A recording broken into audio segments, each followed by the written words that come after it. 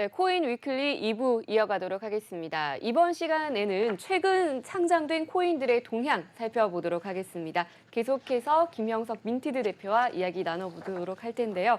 자, 오늘 어떤 코인 가져오셨나요? 저희가 앞서 잠시 언급은 해드렸었죠. 예, 아주 살짝 언급을 하긴 했었는데 네. 이 빗썸과 업비트에 상장된 코인 네. 한번 들고 왔거든요. 사실 이 코인 위클리 시간에서는 계속해서 뭐 가장 최근에 상장된 코인들을 한번 소개를 해주고 특히 이 재단 관계자분들 입장에서 코인을 어떻게 또 구성을 하고 네.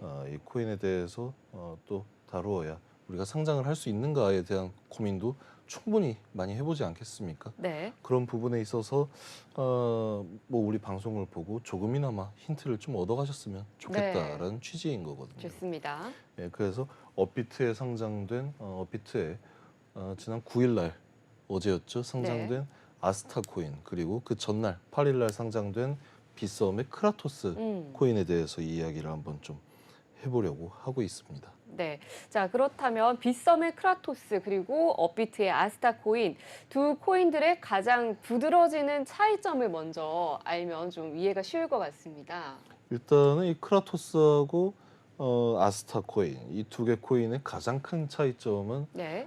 이 국내 프로젝트냐 아니면 글로벌 프로젝트냐라고 네. 할 수가 있겠죠. 그 부분에 있어서는 사실 최근 들어서 이 특검법 이슈 등 때문에 김치코인이다라고 하면 굉장히 좀 폄훼당하고 평가 절하받는 그런 때가 있었는데 네. 사실 이 기술력이라든지 블록체인 관련된 그런 어떤 인프라를 구축하는 게 우리나라가 결코 뒤처지는 나라가 아니거든요. 네. 예, 그런 부분에 있어서도 좀 감안을 하셨으면 좋겠다라는 그런 생각을 하고 있고요.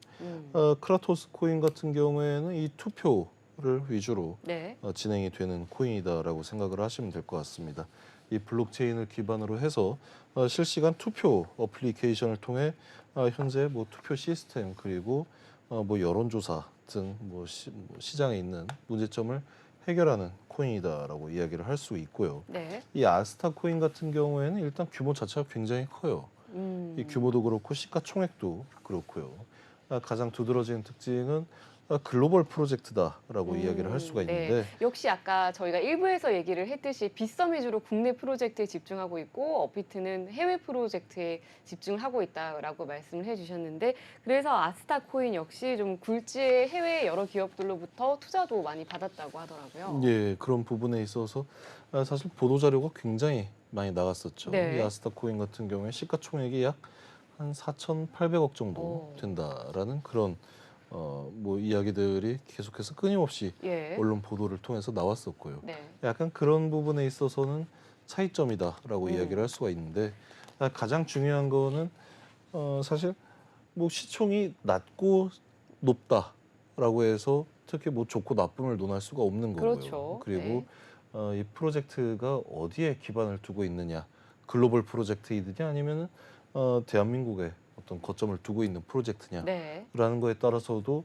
좋고 나쁨을 논할 수가 그럼요. 없다라는 이야기를 하는 겁니다. 예. 그걸 지금에 와서는 시장에서 음. 좀 그 결과물들이 두드러지게 보여지고 있다라고 좀 이해를 하시면 좋을 것 같습니다. 예. 그리고 그 아스타 코인 같은 경우에는 그 상장 시 거래 시점이 2시간 정도 좀 밀렸다 이런 얘기가 있더라고요. 예. 어떤 내용인가요? 일단 아스타 코인이 원래는 이 업비트에 또 상장을 하기로 한 네. 그 시간들이 있었단 말이에요. 네네. 근데 그 시간에서 약 2시간 미뤄지는 사안이 좀 있었습니다. 이게 좀 보통 이례적인 일인가요? 아니면 좀 종종 이런 일이 있나요? 종종 이 업계에서 있었던 일이다라고는 할 수가 있는데요. 네. 근데 사실 이 부분에 대해서도 좀 논란이 발생을 할 수 있는 사안인 거죠. 네. 왜냐하면 이게 지금 뭐 업비트에서 이야기하기로는 어떤 뭐 체인이라든지 이런 업데이트 문제 때문에 기술적인 문제 때문에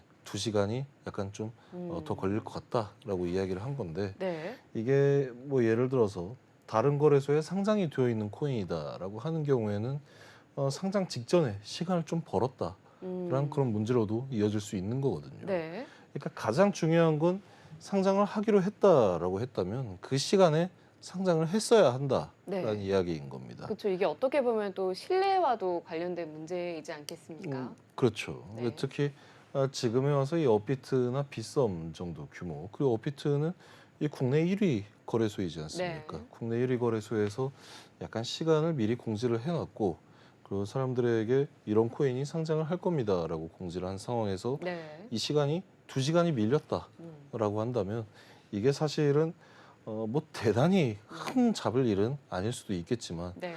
그래도 좀 아쉬운 부분이다라고 이야기를 할 수가 있는 겁니다. 네. 자, 그렇다면 먼저 빗썸에서 상장된 크라토스 코인 가장 큰 특징은 어떤 게 있을까요? 일단은 이 크라토스 코인 같은 경우에는 간단히 말씀드리면 투표 플랫폼이다라고 네. 이야기를 할 수가 있을 것 같아요. 자기가 원하는 어떤 자유롭게 투표를 만들 수가 있고요. 예를 들어서 우리 뭐 어떤 메신저, 노란색 메신저를 사용할 때 예. 우리가 직접 이 투표를 만들어서 또 공지를 할 수가 있지 않습니까? 맞아요. 그런 기능이 있죠. 예, 예. 그런 것처럼 아예 이 투표 시스템을 음.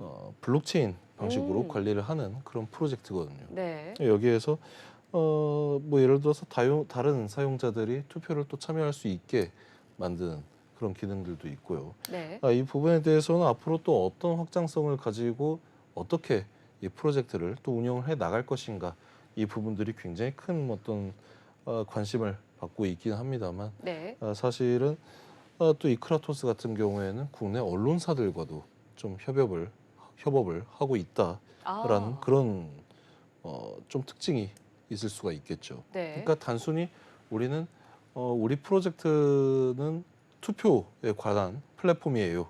그래서 끝나는 게 아니라 이 뭐 뉴시스라든지 코인니스 같은 언론사들과의 협업을 통해서 뭐 설문조사라든지 여론조사를 실제로 진행을 했다라는 네. 게 굉장히 큰 특장점인 예, 것 같습니다. 그렇겠네요. 자, 그렇다면 아스타 코인 같은 경우는 또 어떤 가장 또 눈에 띄는 특징이 있을까요? 일단 아스타 코인 같은 경우에는 좀 특징적으로 규모가 굉장히 크기도 하고 약간 좀 일본에 거점을 둔 그런 프로젝트들과의 협업도 많이 보이긴 합니다만 여기에서는 사실 좀 두드러지는 게 스테이킹이 있다라는 아, 네. 점을 들 수가 있거든요. 이 스테이킹 같은 경우에는 뭐 예를 들어서 일정 코인을 내가 예치를 하게 되면은 그에 따라서 그 기간이라든지 이 락업 기간에 따라서 보상을 또 받는 그런 시스템이다라고 할 수가 있는데 이 스테이킹에 대해서 좀 많이 강조가 되어 있는 그런 느낌이에요. 그러니까 사실 뭐 이 코인들에 대해서 느낌만 가지고 이야기를 할 수는 없는 거지만 뭐 유독 좀 스테이킹을 강조를 했다, 이 플랫폼 자체가. 네. 그리고 폴카닷 생태계를 이용해서 확장성을 또 개선을 네. 했다라는 점도 이 프로젝트가 좀 추구하고 있는 가장 큰 특장점이 아닐까라고 예. 생각을 하고 있고요. 여기에서 뭐 디앱 스테이킹을 통한 또 개발자에게 인센티브를 부여한다라는 것처럼 사실 아스타 같은 경우에는 어떤 체인을 만들기 위해서 그런 어떤 뭐 메인넷을 위해서 굉장히 좀 노력을 하고 있는 그런 모습을 보이고 있습니다. 아무래도 네. 가장 큰 특징이 이 아스타 네트워크에서는 뭐 스마트 컨트랙트를 뭐 WASM이라든지 EVM 네트워크를 둘 다 지원을 한다.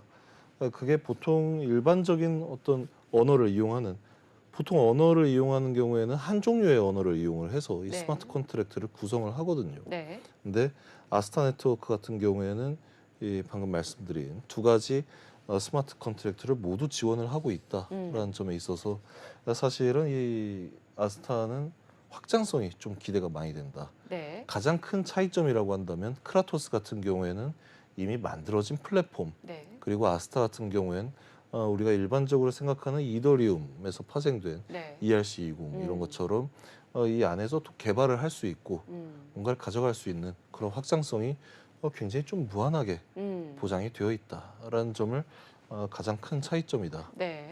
이야기를 할 수가 있겠습니다. 예, 업비트의 아스타 코인은 확장 가능성이 가장 큰 특장점인 것 같습니다. 예. 자, 말씀하신 것 내용 중에 일본과 또 밀접한 관계가 있다라고 하셨는데, 뭐 일본으로부터 투자를 받은 건가요? 그러니까 뭐 일본에서 투자를 받았다라기보다는 네. 지금 일본 같은 경우에도 최근 들어서 이 디지털 자산과 블록체인 개발에 대해서 굉장히 좀 적극적으로 지원을 네. 하고 있거든요. 그렇죠. 불과 몇 년 전까지만 하더라도 일본 같은 경우에는 이 자국 내에서의 어떤 거래소 운영이라든지 아니면 이 재단 운영에 대해서도 굉장히 엄격하게 단속을 해왔었습니다. 네. 약간 제가 19년도 같은 경우에도 제가 일본에서 근무를 할 시점이었는데 아, 네. 이때는 제가 일본에 있는 거래소에서 근무를 한다 하더라도 이게 굉장히 좀 까다로운 규제들이 굉장히 많았었거든요. 음. 특히 뭐 상장을 필요로 하는 코인 같은 경우에도 일본의 법인을 둔 코인은 전혀 없었습니다. 그때 당시에. 이게 다르게 얘기를 한다면 네. 법인을 못 만들 건 없겠지만 법인을 만들고 나서는 거래소에 상장해서 또 거래를 일으키고 네. 회사가 해당 토큰에 대해서 어떤 뭐 판매를 하는 행위들 그런 행위들이 굉장히 좀 까다롭게 규제를 받았다라고 이야기를 할 수가 있겠죠. 네. 그렇기 때문에 사실은 굉장히 좀 걱정이 많았었거든요. 근데 아스타 코인 같은 경우에는 그래도 일본에서 어느 정도 좀 많은 프로젝트를 지원을 하는 것 같고요. 네. 뭐 투자라든지 이 부분에 대해서는 저희가 좀 더 내용을 그렇죠. 이건 살펴봐야겠지만, 더 추후에 좀 예, 다뤄볼 문제인 것 같습니다. 네, 자, 그렇다면 시청자분들께서 또 궁금하실 부분이 아무래도 두 코인이 상장 후에 좀 거래 양상에 대해서 궁금해하실 것 같은데 먼저 빗썸에 상장된 크라토스 같은 경우는 지금 뭐 어떻게 거래가 되고 있나요? 일단은 한번 지금 같이 한번 차트를 네, 보실까요? 화면으로 차트 한번 같이 보시도록 하겠습니다. 예, 빗썸 같은 게 지금 이게 크라토스 차트거든요. 아. 일단은 거래 초기에 예. 굉장히 또 큰 상승을, 거래 당일만 좀 굉장히 급등을 했었던 것 같네요. 예, 일단은 시가가 뭐 예. 거의 약 1원 정도 시작을 했는데 네. 최고가가 약 4.3원까지 어. 또 올라간 모습을 보였습니다. 약 네네. 한 4배 정도. 근데 네. 더 이상 옛날과 같은 음. 정말 이 폭발적인 몇십 배가 치솟아 올라버리는 그런 상승들은 보이지 않고 있다라는 게 네. 어느 정도는 좀 시장이 많이 정화가 된 게 아닌가라는 음. 뭐 안도를 좀 할 수 있겠지만 네. 사실은 이 차트만 봤을 때는 좀 많이 아쉽다라는 이야기를 할 수가 아무래도 있겠죠. 요즘 또 크립토 윈터고 하다 보니까 좀 예. 시장에 유동 자금이 많이 좀 부족해서 이런 영향도 있지 않을까라는 생각도 좀 들거든요. 그런 영향도 분명히 있고요. 네. 가장 큰 문제는 아직까지는 그래도 거래소에 상장을 한다라는 것 자체가 사람들에게는 이 상장 빔을 쏜다. 그렇죠. 상장 빔이라는 흔히 예, 또 그런 얘기가 급격한 있죠. 상승을 또 기대를 할 수 있다라는 그런 어떤 좀 인식이 아직까지는 좀 팽배이지 않은가라는 네. 요소로 분석을 한번 해볼 수가 있겠습니다. 네. 근데 다만 뭐 계속적으로 거래량은 꾸준히 나오고 있는 그런 모습이고요. 앞으로 이게 사실은 뭐 일봉으로 봤을 때는 네. 아직 3일차이기 때문에 그렇죠. 앞으로 네. 또 어떤 거래 양상을 보일 수 있을지에 대해서는 좀 많이 기대를 해봐야 하는 것 같습니다. 네. 자, 그렇다면 다음으로 업비트에 상장된 아스타 거래 화면 한번 같이 보시도록 하겠습니다. 네, 화면으로 차트 보시겠습니다. 아스타 코인 같은 경우에도 네. 사실은 좀 이게 30분 봉이거든요. 예. 근데 이게 9일날 상장한 코인이지 않습니까? 네, 그럼 바로 어제네요. 예, 사실은 좀 이 빗썸과 많이 비슷한 양상을 보이고 있다. 차이점이 있다면 네. 빗썸 같은 경우에는 원화 거래소에 원화 마켓에 상장이 되어 있었고 이 업비트 같은 경우에는 아스타를 비트 마켓에 상장을 하고 거래를 하고 있는 모습이거든요. 근데 여기 보시면은 시작가가 3,790 사토시 정도였고 가장 높이는 4,800까지 또 올랐다가 지금은 약 338 사토시를 또 기록을 하고 있는 모습입니다. 그러니까 사실은 이 빗썸에 상장된 크라토스와 그렇게 큰 차이를 보이지 않는 모습이죠.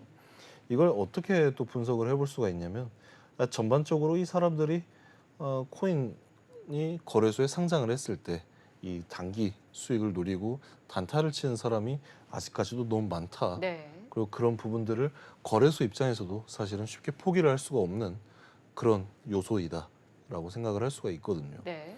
근데 앞으로는 사실 이런 모양의 차트가 그려지는 코인들이 좀 많이 없어져야죠.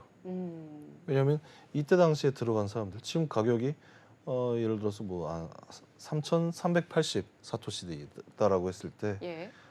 여기까지 또 언제 올라갈지 전혀 모르는 거지 않습니까? 그렇죠. 기약이 없는 상태이긴 예. 하죠. 그리고 이때 당시에 뭐 상장 첫날에 갑자기 위로 치솟을 때 들어갔던 사람들, 이 사람들이 여기 이 코인에 대해서 얼마나 많은 공부를 하고 들어갔을지는 사실 그렇지 않다라고 생각을 하고 있거든요. 네.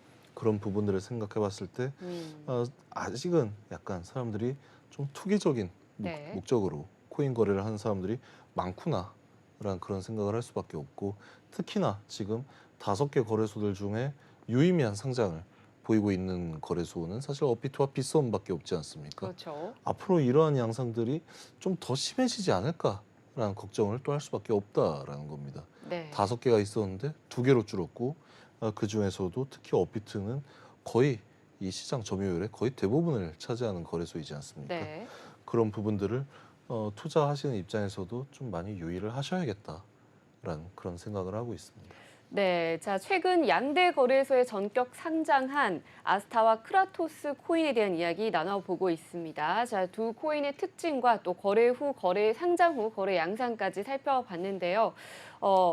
두 코인이 뭐 당연히 좋은 코인이라고 생각을 하고 있지만 그래도 단점을 좀 시청자 여러분들께서 알고 계신다면 앞으로의 투자에도 도움이 되실 것 같습니다. 그렇죠. 자, 먼저 크라토스 같은 경우는 어떤 단점이 있을까요? 일단은 사실 이 뭐 코인 개개인의 어떤 단점을 논하는 것보다 네. 지금 뭐 전반적으로 상장한 네. 이 2개 코인들에 대해서 한번 이야기를 해보자면, 사실 요즘 들어서 이 재단들이 약간 이 백서라든지 이 투자자들이 가장 좀 마지막으로 확인할 수 있는 거의 유일하다시피 한 이런 어떤 자료에 대해서 크게 중요하게 생각을 하지 않는 게 아닌가라는 생각을 좀 해보기도 하거든요. 예. 그러니까 이 크라토스도 그렇고 아스타 같은 경우에도 그렇고 이 거래소가 제공을 하고 있는 백서 항목을 보게 되면 사실 여기서 이 투자자들이 얻을 수 있는 자료들이 거의 없다라고 생각을 할 수밖에 없습니다. 네. 왜냐하면 백서나 아니면 이 홈페이지 사항들이 그렇게 유저에게 친화적으로 좀 이렇게 뭐라 해야지 친절하게 자료가 제공되지 않는 것 같다라는 그런 걱정을 할 수가 있겠고요. 이게 왜 그렇게 됐냐라면 사실은 오로지 이 플랫폼이라든지 사업 운영 그리고 프로젝트에만 너무 집중을 하다 보니까 이 백서에 대해서, 그리고 어차피 이 투자자들이 백서를 잘 확인하지 않는다라고 생각을 하는 게 아닌가라는 네. 생각을 좀 하게 되거든요. 예. 그럼에도 불구하고 일단 상장을 했을 때는 이 거래소 자체에서 어떤 뭐 깃허브라든지 내부의 개발적인 요소들, 그리고 이 사업의 비즈니스 모델 같은 부분도 충분히 잘 검토를 했겠지만, 네. 사실은 아스타 같은 경우에도 일반적인 어떤 스테이킹에 좀 음. 집중을 하는 모습, 그리고 스테이킹뿐만 아니라 뭐 개발을 했을 때 어떤 확장성이라든지 개발자에게 보상이 가는 체계, 이런 부분들이 너무도 당연하고 중요하고 네. 구축하기가 어려운 시스템이긴 하지만 음. 사실은 좀 여기서 새로움을 찾아보기에는 어렵다. 네. 그리고 더 솔직히 이야기를 하자면 이더리움 같은 이미 좋은 플랫폼이 있는데 아스타 기반으로 해서 또 개발을 이어나갈 이유가 있을까? 네. 만약에 여기에서 파트너사라든지 아니면 협력을 할 수 있는 체인들이 계속 늘어난다라고 하면 굉장히 큰 어떤 뭐 요소를 가질 수가 있겠죠, 강점을. 네. 그런데 사실 지금 상태에선 조금 아쉽다. 네. 반대로 또 크라토스 코인 같은 경우에도 단순히 투자의 어떤 가치를 봤을 때 언론사들이 실제로 이걸 사용을 해봤다라는 것 자체는 굉장히 또 매력적인 포인트가 될 수 있겠지만, 네. 우리가 투표를 하는 게 이 크라토스가 없어서 이제까지 투표를 못한 상황은 아니지 않습니까? 네. 여기에서 어떤 점을 좀 강점으로 살펴봐야 하는지. 네. 예를 들면 이 뭐 투표 시스템이라든지 이런 플랫폼을 만들어 놓고 여기에 사람들이 계속해서 유입이 된다라면, 네. 그리고 뭐 투표를 하기 위해서 여기에 뭐 어떤 큰 이슈가 발생을 네. 했다라든지 이벤트를 진행을 한다라든지 그런 어떤 뭐 모객 요소가 있다라고 한다면 또 충분히 발전을 할 수 있는 네. 프로젝트다라고 할 수가 있겠죠. 네. 그런 점을 좀 종합해 봤을 때 아쉬운 점이 하나씩 있다. 네. 네. 예, 김영석 대표께서 아주 두 코인의 단점까지도 구체적으로 말씀을 해주셨는데요. 마지막으로 깜짝 질문 하나 드려도 될까요? 네. 예. 만약에 직접 투자를 하신다면 두 코인 중에 어떤 걸 선택하시겠습니까? 이게 개인적인 의견이니까요.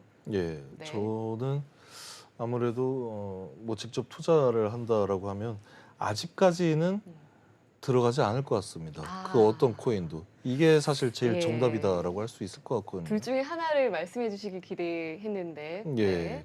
왜냐하면 지금 이 조금 두 더 개 신중히 코인이 보겠다. 네. 네. 상장된 지가 아직 얼마 안 됐어요. 그렇죠. 아직은 추이를 봐야 될 때입니다. 네, 알겠습니다. 예. 네, 코인 위클리 상장을 준비하는 재단과 투자자의 코인 평가 의뢰를 기다리고 있습니다.